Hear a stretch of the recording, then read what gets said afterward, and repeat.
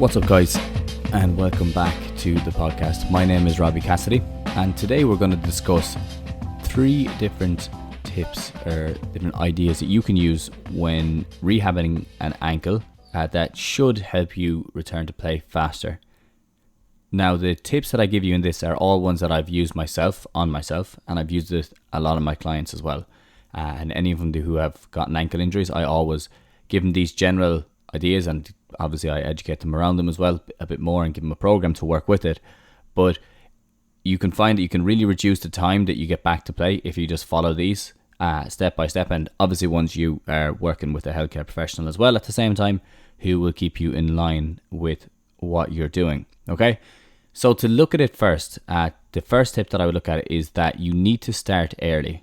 Okay, now this is one that a lot of people, I think, skip out on, and what they do instead is they sprain an ankle and they ice it for the first day or first 2 days. I actually skip the ice altogether. I don't put any ice on it because ice can delay your return to play. It can slow it down, and it'll actually, because of using ice and because of the old protocol of that RICE protocol where it's rest, ice, compress, and elevate, people often take probably too many days before they start rehab because they're just focusing on the swelling itself.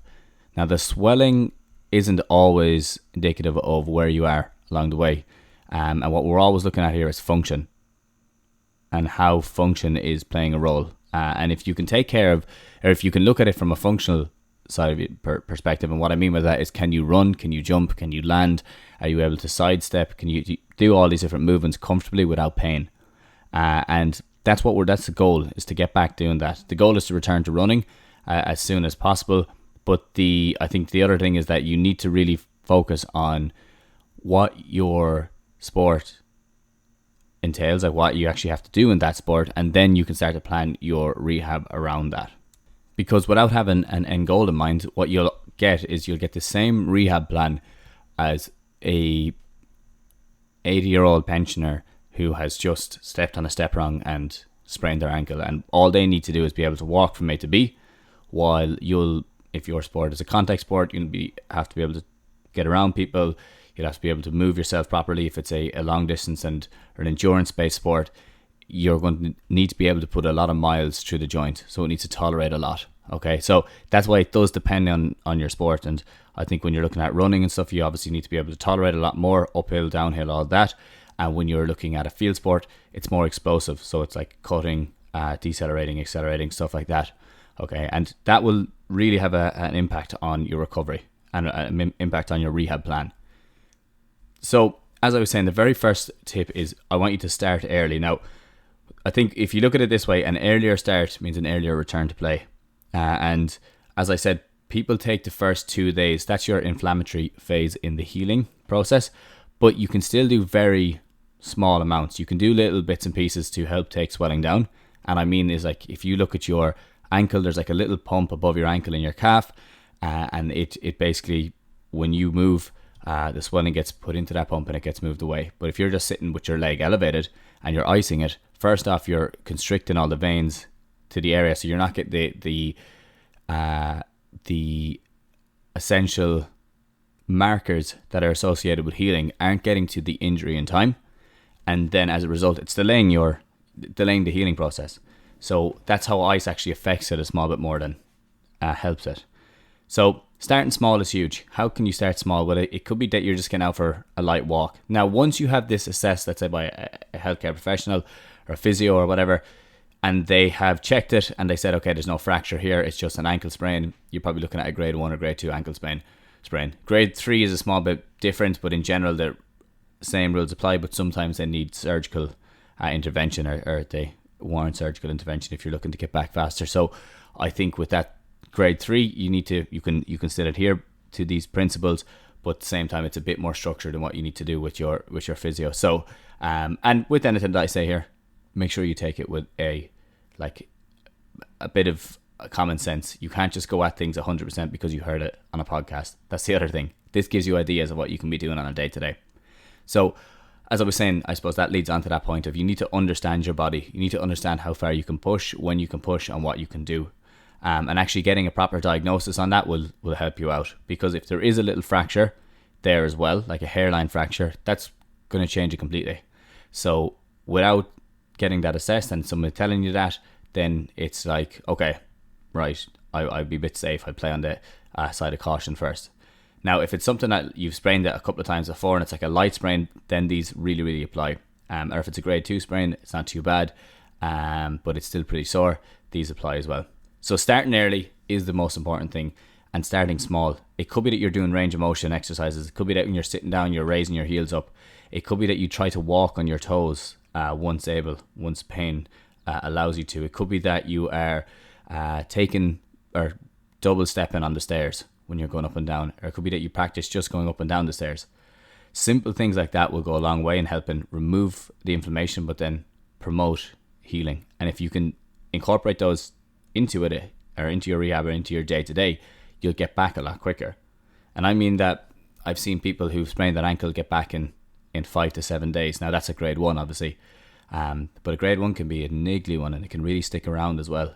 So you'll see them get back in 5 to 7 days. You see other people getting back in a lot quicker time. Now I've applied these type of principles to most ligaments in the body. ACL is the one that when it completely ruptures, I just say we can do these to a certain extent, but if you want to get surgery, we're going to have to start kind of from scratch again and build it up after that. So I've applied these same rules to like an MCL injury in the knee, where you're starting early and working on strength and coordination and kind of introducing return to play and stuff like that, understanding your body a bit more, and it does get you back to play a lot faster. So that's the first, early start, early return, and starting small is important. The next one then is working on strength, coordination and plyos. Now, when I look at these, okay, a lot of the strengthening exercises that I see people give for an ankle injury are just the most basic you could imagine, where you just put the resistance band around your foot and you push out, then you push in, then you push up and you push down. And I think that with that, a lot of those exercises that they could be, you could use your time better.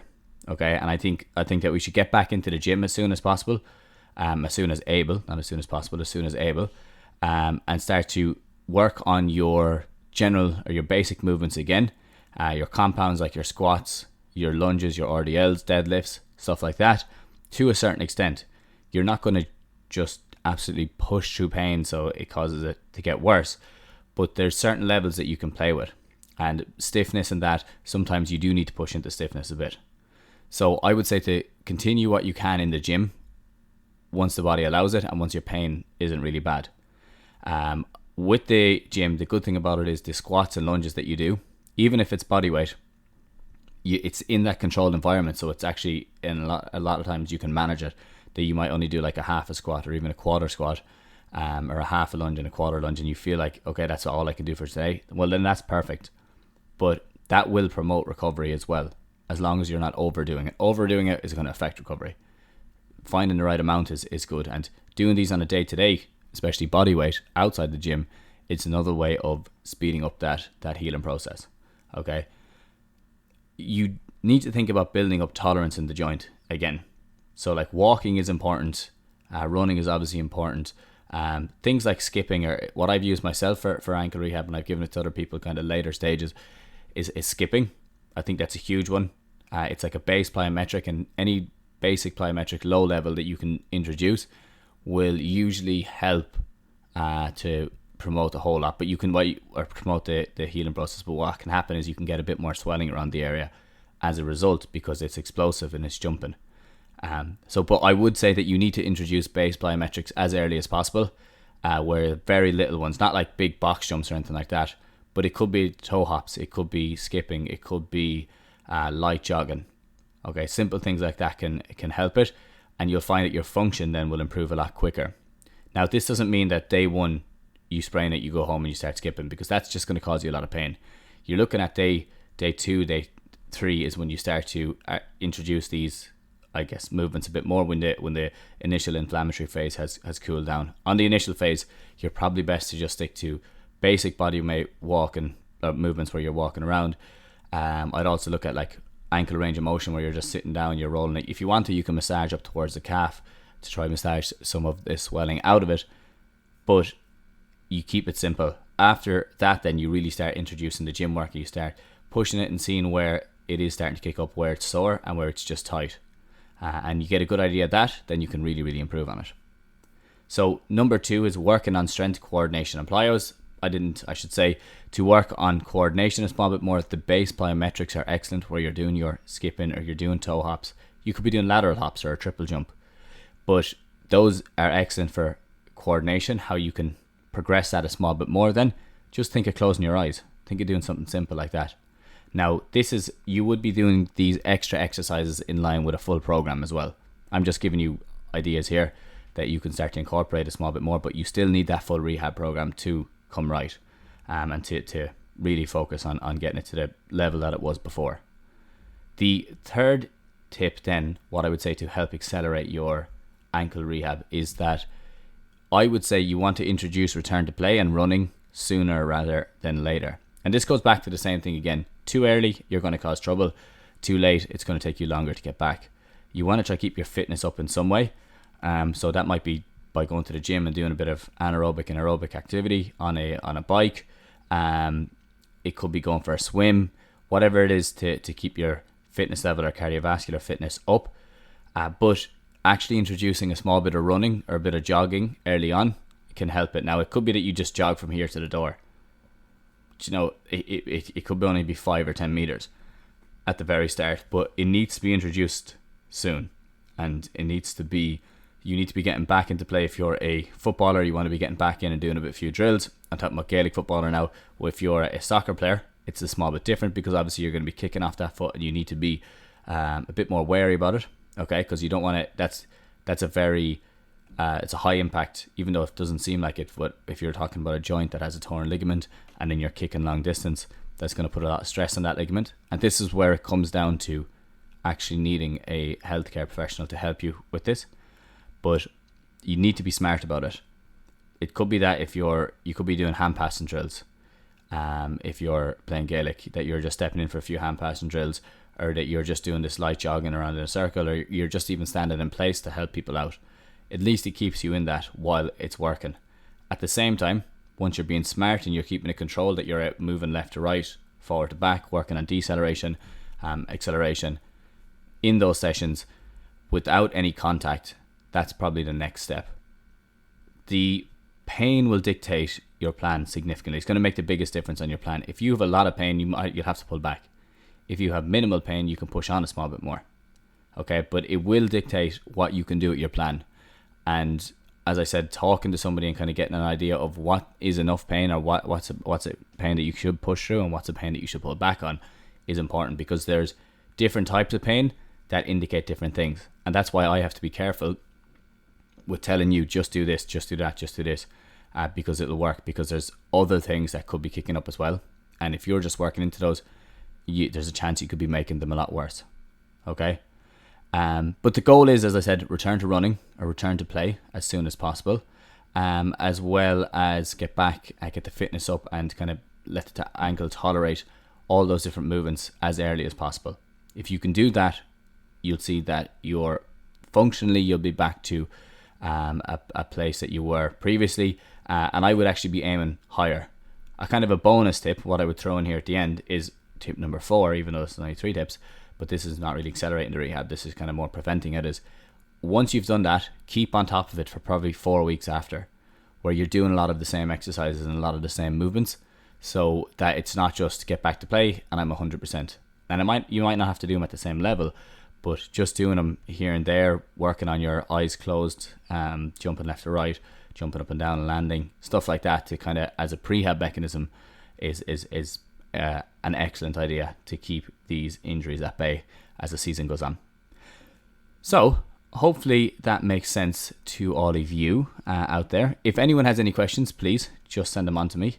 And also, if you have sprained an ankle, or if you have just picked up an injury, reach out, send me a message. We can set up a consultation. As I've said before, I do long-term people with long-term injuries, and I take them on for a longer basis, or I do consultations with people who've just picked up an injury as well. So if that's you, reach out to me. You can either send me an email at mobilitytutor@gmail.com, or you can get in contact with me through Instagram or TikTok. They're the other easiest ways to do it. or to get in contact. But yeah, that's everything, guys, and girls, that I wanted to talk about today. If you wouldn't mind, I would love if you could rate this podcast on Spotify and iTunes and leave a comment even. It helps massively. I would also love if you could send this on to a friend or a teammate who's recently injured their ankle. It just helps with the promotion of it and gets it to the right people. And a lot of the time then, if you give me a bit of feedback on what I could have talked about a bit more, what you would be interested in, if I dived in a bit deeper on that topic, don't hesitate, just send it on to me on Instagram, and I'll definitely look at that for the next episode. Also, if you have any suggestions of a guest for me to get on, I'd love to hear them. I do get recommendations for guests all the time, and just if anyone says this would be a good fit, or you think they'd be a good fit, I don't really mind who they are. I'll check them out and see if I think it would be a good fit, and if it is, perfect. We'll get them on, and if you have any questions you want me to ask them, then you just send them on to me as well. But I think that is enough for today. It's a quick fire podcast, just getting it out to hopefully someone who is just recovering from an ankle injury will pick this up at the right time and they get back playing sooner rather than later. But that's all from me today, guys. Hope everyone else is doing well, and I will chat to you all again soon. Have a good one.